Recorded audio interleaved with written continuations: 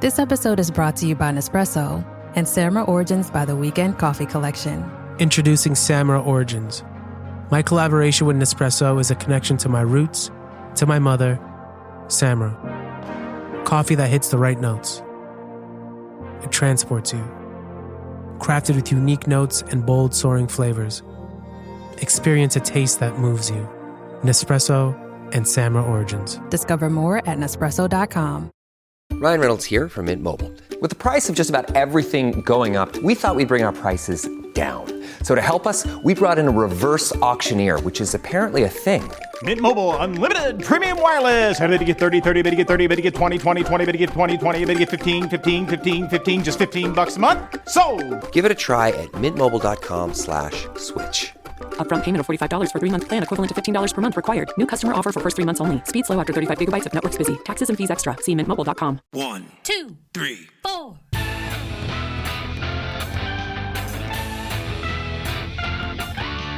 Monster movie. Fun time, go! Monster movie. Fun time, go! Monster movie. Fun time, go! Monster movie. Fun time, go! With Precious D and Honey B. Fun time, go! Ladies and gentlemen, boys and girls, friends and neighbors, welcome to Monster Movie Fun Time Go. I am one of your hosts, Precious D. And I am the other one of your hosts, Honey B. Honey B and I are two best friends making our way through the history of kaiju movies. We started in 1933 with King Kong, and today we are up to the year 2018 and part 2 of this Godzilla animated trilogy, Godzilla City on the Edge of Battle. I want to like these so bad. Like, I really want to. Yes, but you know, I feel like it's it can be comparable to how everyone feels about 98 Godzilla. Like, a lot of people love it, and I could see that about this. Like, I could see, like, a lot of people loving it. But as far as, like, a Godzilla thing, I'm just like, First of all, in this movie, there's way too much people shit. We don't even get to see Godzilla until, like, the last 40 minutes of the movie, which just pisses me off. The science is cool, but there's just, like, too much people shit. It's too slow. There's not enough kaiju. Like, do I think it's bad? No, but, you know. It is from Japan, 100 minutes in color, animated. It has a box office of 100 million yen. That says opening, so I guess that was his first weekend. But I don't see a budget, so I mean they made a third one. I mean they kind of had to. Honestly, if it wasn't for this show, after this one I would have tapped out. I'm not gonna lie. Yeah. Let's see the cast. We have two casts because there's native and then there's dubbed. As Haru Sakaki, we have Mamoru Miyano and Chris Niosi. Metfiz is Takahiro Sakurai and Lucian Dodge. Yuko Tani is Kana Hanazawa and Christina V.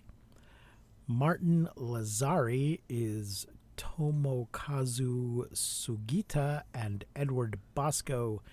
Adam Bindwald is Yuki Kanji and Robbie Damon. Mulu Ilu Galugu is Junichi. You're making that up. Suwabi and Jameson Price. Is that meant to be two names? Is that the... No. I don't fucking know. No. Maina and Miana. Oh, yeah. So their names are Maina the same, except that the A and the I are switched. Maina is Rihanna Ueda and Kendall Gimby, and Miana is Ari Ozawa and Rachel Heger. Rilu Ilu Beilu Bay is Kenta Miyaki and Rich Brown. Umberto Mori is Kenyu Horiuchi and Keith Silverstein. Keith, what an exotic name. Halu Ilu Dolo Du is Kazuya Nakai and Doug Stone. And Endorphine is Kazuhiro Yamaji and Joe Achman. You know, I think I could give this movie a better chance if they didn't do the whole, like, Mothra tease. That just really pissed me off. How are you gonna tease me with Mothra-ish, Mothra-ish, and then just never do a fucking thing about it? I felt the same way about Mechagodzilla. We don't really properly get Mechagodzilla. True, but we get a whole mecha city. And I guess we get like a whole, or I guess with the nano metal, I don't know. It's just another thing that really I was like, oh, fuck this movie. And I feel bad about it, because I want to like it. I feel like I know it's good, but I'm just like, I can't. I just don't really like it. I call bullshit on the nano metal altogether. Well, here's our plot from Wikipedia. Thank you, Wikipedia. Following the events of Godzilla Planet of the Monsters, the Aratrum is unable to contact Haruo, that's the spaceship, and the rest after their encounter with the original Godzilla. The captain orders the Aratrum's withdrawal if drones fail to find survivors within 48 hours. Haruo Sakaki is revealed to have been rescued by a native girl named Miana, who treated his wound with a strange powder. And she kind of has, like, moth-like traits. Like, she has, like, these little, like, antennae things, like, that, like, you know, almost like bangs. They're really fucking cute. I was like, whoa, new girl's kind of hot. Am I allowed to say that? Like, how old is she? I don't know. But this was before I knew that there was, like, a whole, you know, twin sister and... Right. I just want to say Haruo's name annoys me. I feel like Haru is enough, but no, it's Haruo, and it bugs me. And what bugged me is Miana trying to learn Haruo's name, and she can say every other word perfectly, but she's like, Haru oi! Like, okay. But you can say everything else, you just repeat it, and it's fine. Yeah. Annoying. Like, it was like a cute thing they tried to do that I was just like, shut the fuck up. Haruo reunites with some of his teammates while they were confronted by who they later learned to be Miana's twin sister, Mayana. Yeah, she's the glary one. There's like there's a whole smile now, cry later thing going on with these two. Before being captured by the later's hunting party. The group are reunited.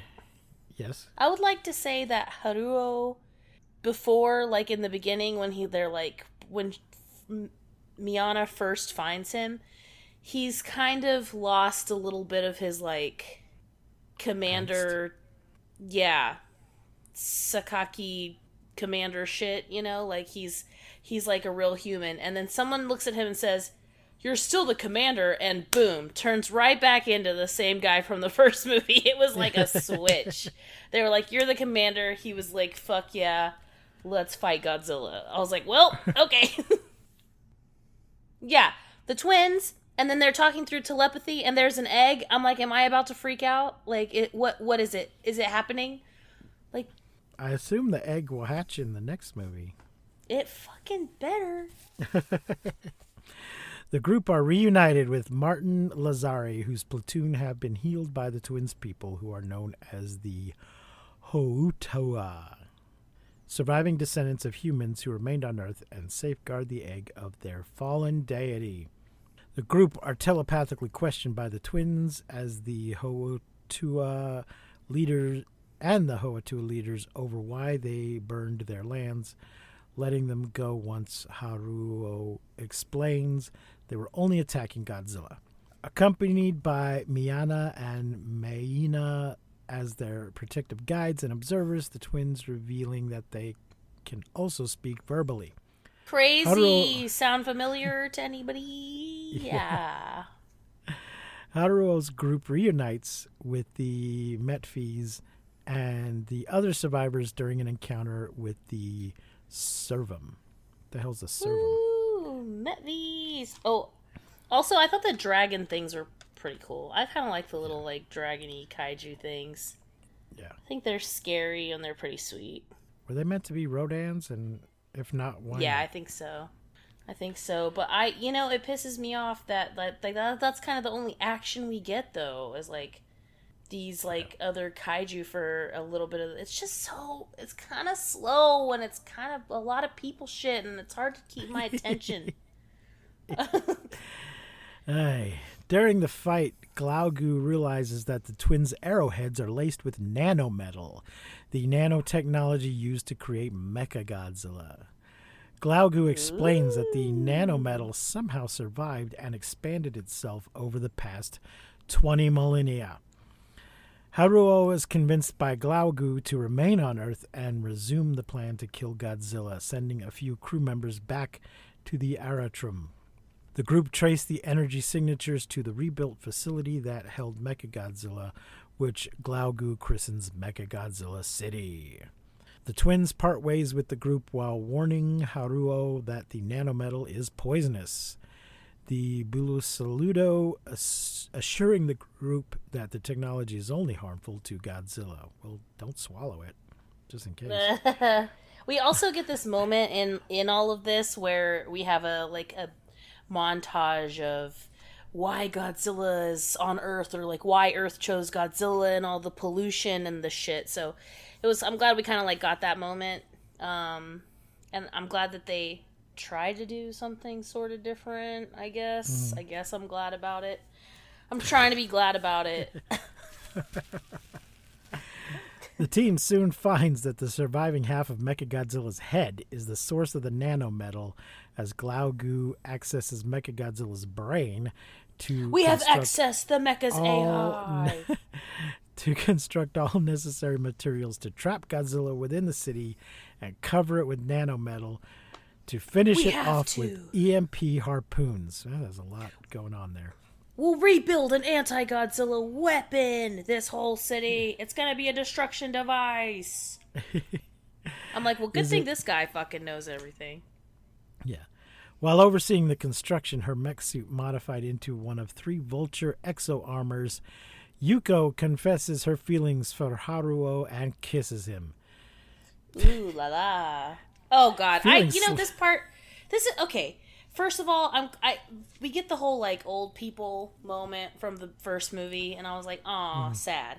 And then, but like Yuko is explaining why she cares about fucking what's his face Haruo, and she's like, you taught me that you can stay mad when you.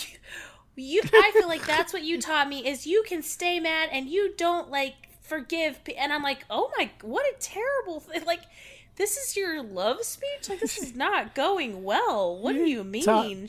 You taught me how to hold a grudge against an unstoppable monster. Yes. That is exactly. She's like, you taught me how to stay mad. And I'm just like, okay, well, that's a conversation. I just didn't think it was giving what she wanted it to give. But apparently it did. I don't know.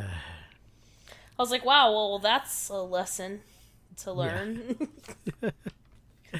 Feeling slightly ill since entering the city like some of the others, Haruo finds Metphys working in a cave to repair an item with some of Glaugu's technology. Metphys cryptically hints the Bilisaludo's motives of becoming monsters themselves due to their obsession with logic. We should mention, if anyone's listening that hasn't watched the first movie, in addition to the humans who have left Earth and are now coming back, there's some aliens that had come to Earth and evacuated with them. And the Bilisaludo is one group of aliens. Metphys is part of another group, but I don't remember what his group is called. Me either. Also, though, there's a point where, I don't know who said it, I can't remember at this point, but I did write it down in my notes, where someone said, didn't they smear their secretions on you? Because the little moth people, they had, like, dusty, like, powder, moth powder, like skin, and someone literally says, didn't they smear their secretions on you? And I'm like, wow, that's a way to say that. Okay, great. Awesome. So Godzilla was trashing the planet so badly that the humans were like, we're getting out, we're leaving. And then after 20 years decided to turn around and come back. 20,000 after 20,000 years. 20 years their time. Oh, right. But because of time dilation, 20,000 years had passed on Earth. And they found that even bigger Godzilla. They found what they thought was Godzilla. First movie should be called Big Godzilla. This movie should be called Bigger Godzilla. And I'm gonna go ahead and go as far as to guess the third movie should be called Biggest Godzilla. Yeah. So they fought what they thought was Godzilla, only to find out that the 20,000-year-old Godzilla had continued to grow this whole time. It was like the size of a mountain. It is interesting when they talk about how like everything on the planet is kind of like mimicking Godzilla. I do like that about this movie. I love the design of Godzilla in these films. I will say that. Like he's just so sick. He looks so cool. He's got like a goatee thing going on. He's super buff. Just like super great. But there's this like part where they're talking about how like everything on the planet kind of like submits to him and like does this like mimicry of him, like, you know, and that kind of really makes him feel like a god, you know. So I did like that about this movie, and about these movies, I guess, is like that, you know, Godzilla is something to be feared, and he is very you know, I feel like they kind of make him intelligent in a way. Like he's not just, I don't know, I really think it's all bullshit. This episode is brought to you by LifeLock. Between two-factor authentication, strong passwords, and a VPN, you try to be in control of how your info is protected. But many other places also have it, and they might not be as careful. That's why LifeLock monitors hundreds of millions of data points a second for threats. If your identity is stolen, they'll fix it, guaranteed, or your money back. Save up to 40% your first year. Visit LifeLock.com/podcast for 40% off. Terms apply. The McDonald's Snack Wrap is back. You brought it back. Ranch Snack Wrap. Spicy Snack Wrap. You broke the internet for a snack. Snack Wrap is back. Ba-da-ba-ba-ba. So then Metphies confides to Haru the name of a greater terror than Godzilla that destroyed his homeworld. And we don't get to hear what he whispers to. It says it right here, but in the No, we do movie, get to hear it. We do get to hear it. No, later. I mean, not until the end, is what I'm saying. Right. The summary's telling us right now. But I see. In the movie, we don't hear it, and then in the post-credit scene, we see the scene again, and we zoom in. So we'll get to that in a minute. As Godzilla awakens, most of the human members are horrified to learn that most of the Bilusaludo had willingly allowed themselves to be assimilated into Mechagodzilla City to further fortify it. Godzilla's quick advance on the city forces Glaugu to sacrifice the city's defenses in order to divert power to finish the harpoon, while Haruo, Yuko, and Belubei use the vultures to slow Godzilla down. Though the trio managed to hold Godzilla for the plan to go underway, Godzilla survives the trap and proceeds to overheat the facility. This forces a defiant Glaugu to fuse with the nanometal as the humans escape the city. Glaugu then has the vultures absorb their pilots to use as sacrificial spears to kill Godzilla. Fuck yeah. Haruo is unaffected while Yuko is being slowly converted against her will.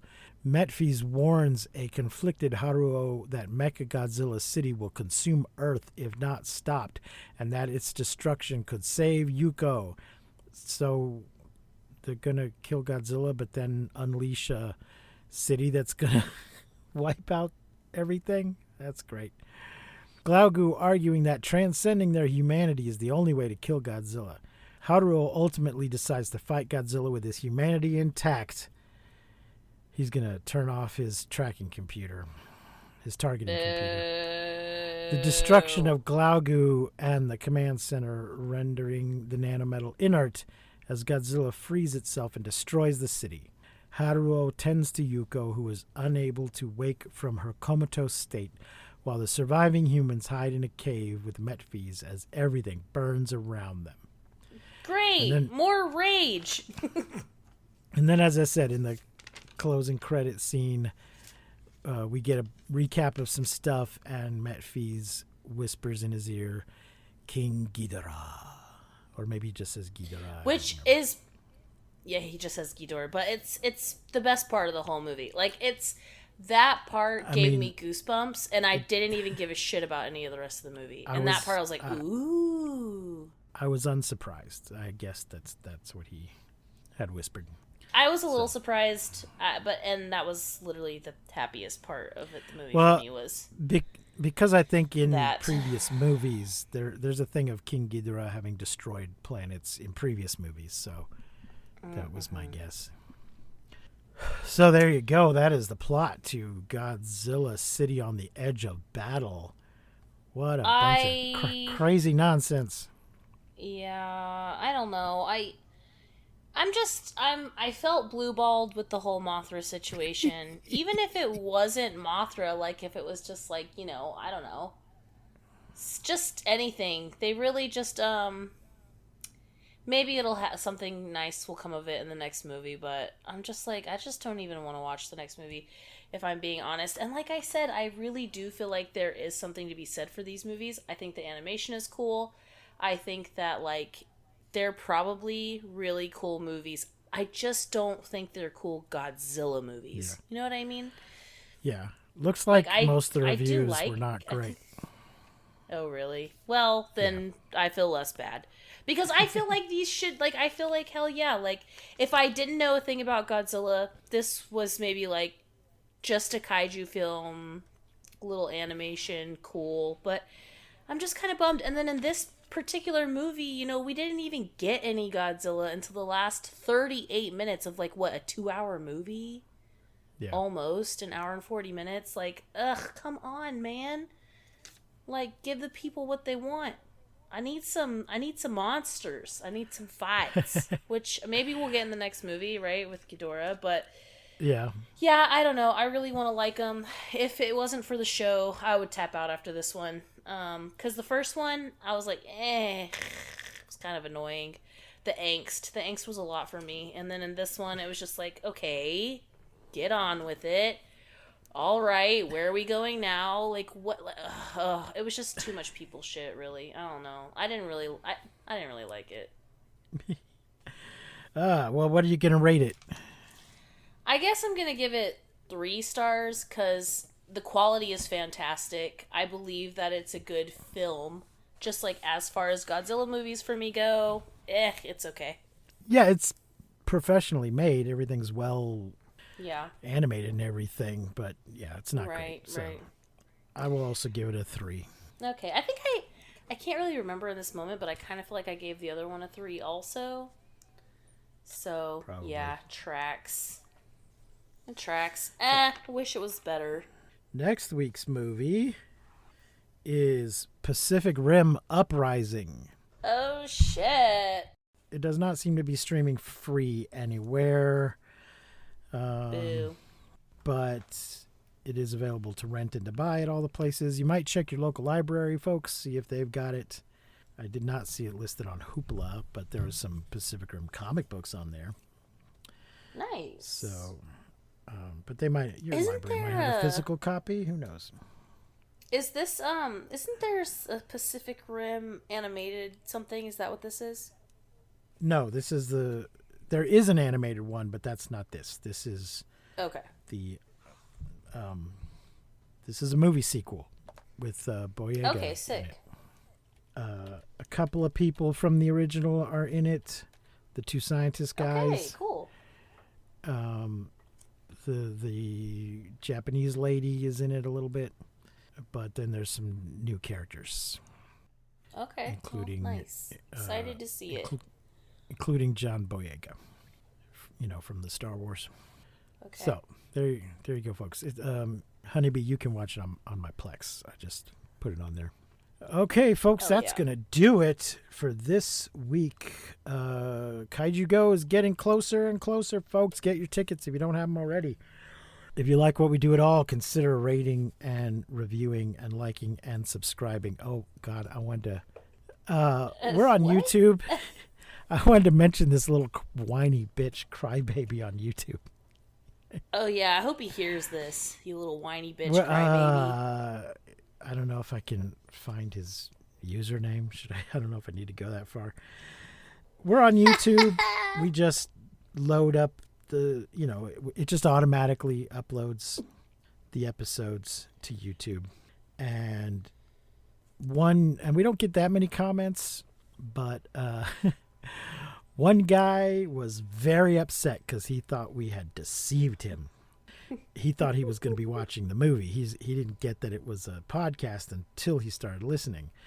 So we wasted, 10 seconds of his time before he figured it out? But he was mad enough to leave a comment accusing us of deceiving him, and that's the only way we get any views or listens is by deceiving people. And I told him that, I'm sorry, but it is labeled a podcast. I'm sorry you misunderstood. And boy, he did not care. He was still pissed. Yeah, you're a much better person than me. I would have just been like, your mother's chest hair, and left it at that. I'm trying to find it. Maybe he, let's see. Maybe he deleted it. I don't know. He read it and was like, oh shit, it is listed as a podcast. And deleted his comment. Somebody else a year ago said false advertisement. And I said, in what way? And they didn't say, but I guess they also thought it was going to be the movie. Yeah, probably. And one other person on another video was like, oh, I thought I was going to see the movie. But they didn't, say, and you're liars and jerks. And yeah, which, you know what? If you would like to call us liars and jerks, please write us a YouTube comment, because it's really good for the daddy algo, Yeah. The algorithm? Yeah. Yeah, I can't find it. I think maybe he went back and deleted it. Realized he was being a little bitch. So there you go. But I find that amusing. Anyway, follow us on the YouTube, though, because if we get 500 subscribers, we'll eventually be able to monetize it. So hell yeah. And consider following our Patreon, where we have Patreon exclusive episodes, and you can request one if you are a member. You can request a movie. Request, not demand. Yeah, would you like to hear us talk about your favorite movie? Or a movie you hate? Yeah, as long as it's not 50 Shades of Grey, we will consider Or it. Twilight. Oh, we will do Twilight if we get 100 subscribers. 100 paying patrons. All right, that's going to do it for today, folks. Thanks for joining us. Until next week, I have been Precious D. And I have been Honey Bee. Remember to keep calm and take shelter in basements. And please, don't misuse science. We won't see you, but you will hear us next time on Monster Movie Fun Time Go. You've been listening to Monster Movie Fun Time Go. If you enjoyed the show, please consider rating and reviewing us on your podcasting platform of choice. You can leave us a message and find links to all our things at mmftg.com.